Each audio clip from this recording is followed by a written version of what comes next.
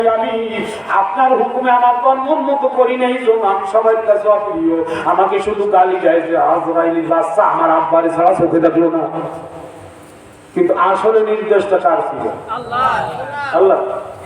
আহা, এই জন্য আপনার যেখানে ইন্তেকাল হবে, কয়েকদিন আগে বোধ হয় গত জুমার আগের জুমায় আমি বলিয়াছিলাম, আহারে সূরা লোকমান নামে একটা সূরা আছে, এই সূরার শেষের দিকে যাইয়ে দেখবেন আল্লাহ কয় মা তাদরি নাফসুম বিআই আরদিন তামুত। বান্দা বান্দি কবে মরবে, কোথায় মৃত্যু হবে, কোথায় তার কবর হবে সে নিজে জানে না। দেখি এ প্রসঙ্গে ইমাম গাজ্জালী রাহিমাহুল্লাহ তাআলা একটা ঘটনা আছে, পরে যদি পারি দেখি কথাটা শেষ করি। এবার আজরাইল ডাক দিয়ে কয়, ও নবীজি, আমিও একটা সুসংবাদ নিয়ে এসেছি। আজরাইলও কি নিয়ে আসছে? সুসংবাদ। সুসংবাদটা হলো আপনার উম্মত আর উম্মতি যেই ব্যক্তি 10 বার দুরূদের আমল করতে পারবে। মনে আছে জিবরাইল কয়বার বলছিলেন? 10 বার। মেকাইল বলছিলেন কয়বার? আমল 1 না 2? একই আমল। এবার পুরস্কার 1 পাইছেন না 2 পাইছেন? ইসরাফিল কয়বারের কথা বলছে? 10 বার। আমল 1 না 3? একই আমল 10 বার করে দরুদ, কিন্তু পুরস্কার 3টে। ইসরাফিল কইছে সেজদায় পড়ে ক্ষমা করাবে।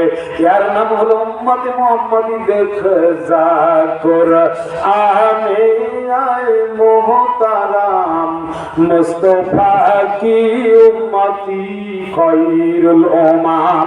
কোরআন খুলে দেখো রে, দেখো উম্মতে মুহাম্মাদির কত মূল্য। উম্মতে মুহাম্মাদির যদি মূল্য নিতেই হয়, আপনার যদি মূল্য নিতে হয়, তাহলে আপনার মরার আগে একবার মরা লাগবে। আমি কোনো একদিন হয়তো আমার মনে পড়ে আপনাদেরকে আমি এই বিষয়টাও বুঝাইছি, মরার আগে যদি আমরা একবার মরতে পারি তাহলে উম্মতে মুহাম্মাদি হিসেবে আমরা সম্মান পাইব। বলবো আল্লামা রুমি রাহমাতুল্লাহ আলাইহি উনি ওনার তাফসীরের 62 নম্বর আয়াত 62 নম্বর পৃষ্ঠার ভিতরে একটা উপমা দিয়েছে। ওই উপমাটা হলো একজন দোকান দিয়েছে। কি দিয়েছে? দোকান দিলে দোকানে একটা ময়না পাখি পাচ্ছে। কোন বর্ণনা দিয়েছে তোতা পাখি, ওরা কথা বলে মিষ্টি মিষ্টি কথা। ওই কথা শুনতে খরিদ্দার যাবে আর ওই মাল জিনিস বেশি বেচা কেনা হবে। কথাটা বুঝতে পারছেন? এই জন্য আপনি জামাতে যাবেন কেন? মসজিদের জামাতে নামাজ পড়তে কেন যাবেন? ওই জামাতে গেলে কি হবে? প্রথম নাম্বারে কমপক্ষে 1 রাকাত নামাজে 27 গুণ। এরপরে জুমা যে মসজিদে হয় ওই মসজিদে 500 গুণ। অর্থাৎ ফজরের নামাজ আপনি যখন জামাতে আদায় করবেন তখন 1000 রাকাত নামাজের নেকি আপনার আমলনামায় হবে।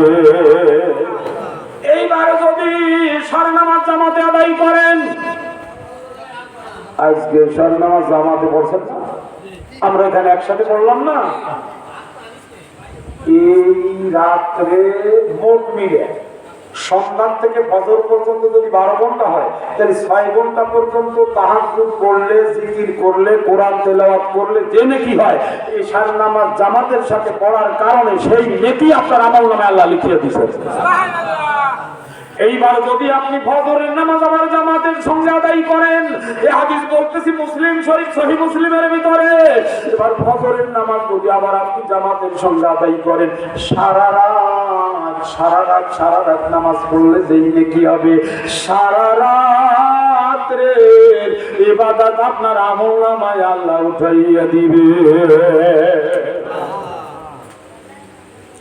এইবার তাহলে মনে আছে তো, আজরাইল বললেন, ও নবী, আপনার যে উম্মত আর উম্মতি কি করবে? 10 বার দুরূদ পড়বে।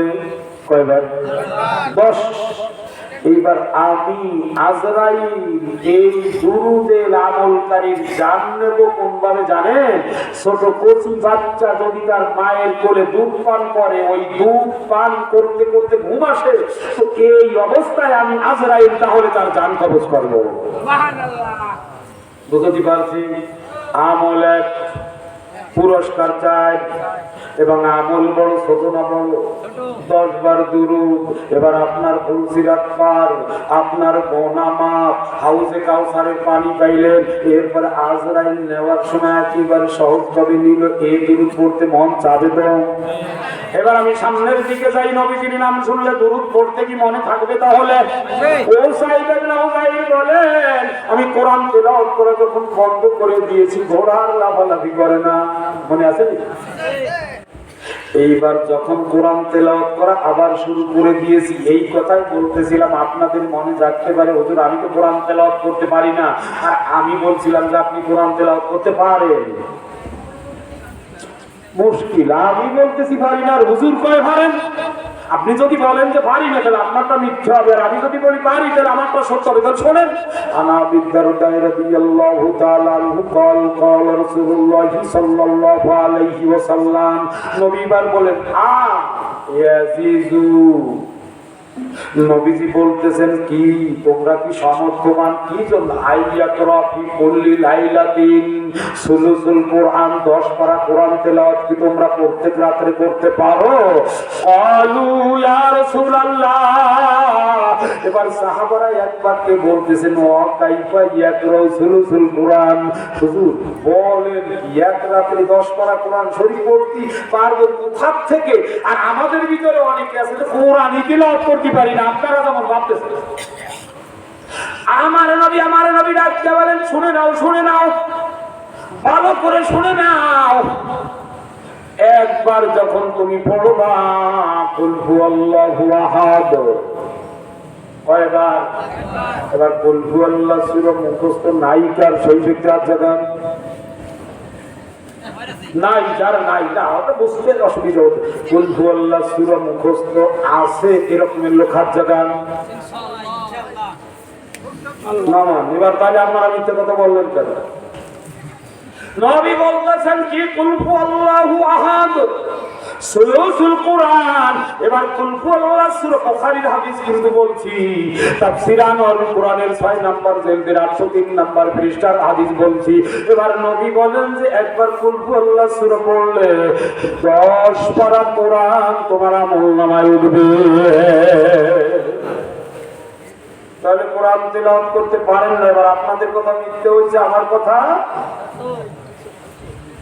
এর থেকে ভালো হাদিস কোথায় পাবেন? কুল হুয়াল্লাহ সূরা একবার পড়লে যদি 10 পারা কোরআনের নেকি হয়। এবার আমি আরেকটা হাদিস বলি, দেখি তাহলে একটু সামনের দিকে যাই। মনে রাখেন আমি কথাগুলো কেন বলতেছি, কারণ আমাদের ভিতরে এক শ্রেণীর ভাই কিন্তু ইয়া নবী সালাম আলাইকা নিয়ে বাড়ি পাগল। তাহলে কুল হুয়াল্লাহ সূরা নাজিল করলেন, শরীয়ত হলো আমার নবী। নবীকে শরীয়ত বানাইছেন কে? শুধু আমি তারিখটা দিয়ে রাখলাম, হিজরি সন, বাংলা সন, ইংরেজি সন, বুঝতে পারছি? 2025 হলো ইংরেজি সন। এরকমের বাংলা সন আছে 1432টা 35 আমাদের কমন মনে থাকে। আরবি সন 3টে সন। তাহলে একটা হলো আরবি সন, যেই দিন আমার নবী মক্কার থেকে কাফেরদের যন্ত্রণায় হিজরত করতে গেছিল মদিনায়, ওই দিন থেকে হলো আরবি সন শুরু। ওই দিন থেকে আরবি সন শুরু। বর্তমান সন কত? 1432 হিজরি আরবি সন। তাহলে 1432 বছর আগে আমার নবী গেছে। এবার আমি বুঝাচ্ছি, এইবার এইখান থেকে নবী গেছেন, সাহাবী গেছেন, তাবেঈ গেছেন, আব্দুল কাদের জিলানী গেছেন, বুঝতে পারতেছি, মঈনুদ্দিন চিশতি গেছেন, চার ইমাম গেছেন, আবু হানিফা গেছেন, ইমাম শাফি গেছেন, আহমদ ইবনে হাম্বল গেছেন, এরা সব চলে গেছে। কেউ মিলাদের খবর জানে না 604 হিজরিতে মিলাদ তৈরি হয়েছে কেন? তাহলে আমার নবী সাহাবাদের তিরোধানে 600 বছর পরে, 68 বললাম, 604 বছর মিলাদ তৈরি হয়েছে আমার নবী যাওয়ার কত বছর পরে? এইবার এই মিলাদ পাইলে না বাইরে খোলেন। এবার আমরা হাদিসের ভিতরে ঢুকি। ফতোয়া জামিয়ার 99 নম্বর পৃষ্ঠার ভিতরে একখান কিনবেন আপনি, বাংলায় লিখছে এই মিলাদে নবী সালাম আলাইকা যিনি তৈরি করলেন, ওই ব্যক্তি দাড়ি ছাঁচা একজন বাদশা, নাম তার আবু সাইদ মুজাফফর কুব্বুরি। কোন ভাই যদি